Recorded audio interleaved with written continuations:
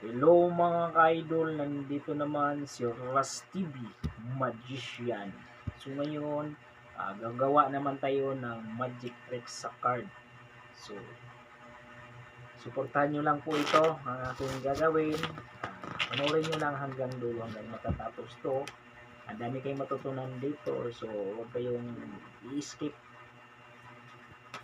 Suportahan para makita ko ang aking talento. So ngayon po mga idol, for example, magtanda kayo ng isang card. So titigan nyo mga idol.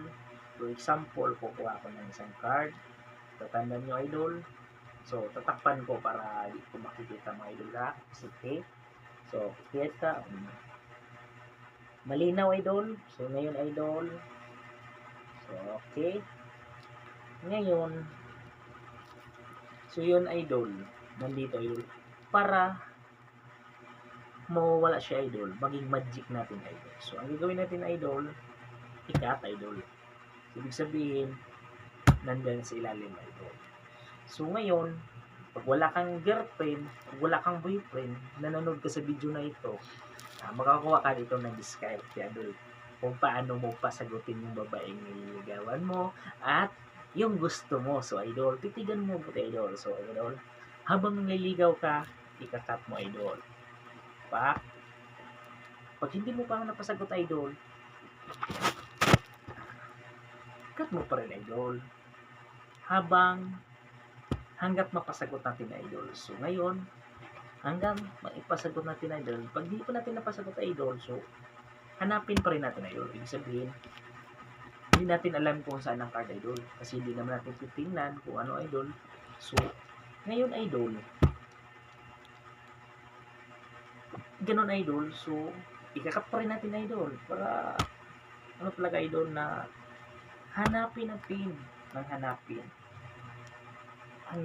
natin yung babaeng nakarapat dapat natin na mapasagot natin idol. So habang si ganito kasi ang senaryo idol, pag nangligaw ka idol, napakahirap.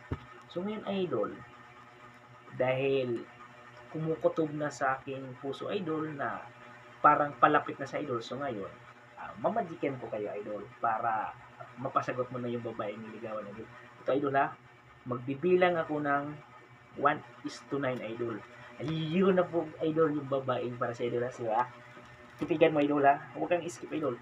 1, 2, 3, 4, 5, 6, 7, 8 idol. Ito na po ang babaeng hinahanap mo idol pag wala kang girlfriend. Idol. Di ba idol?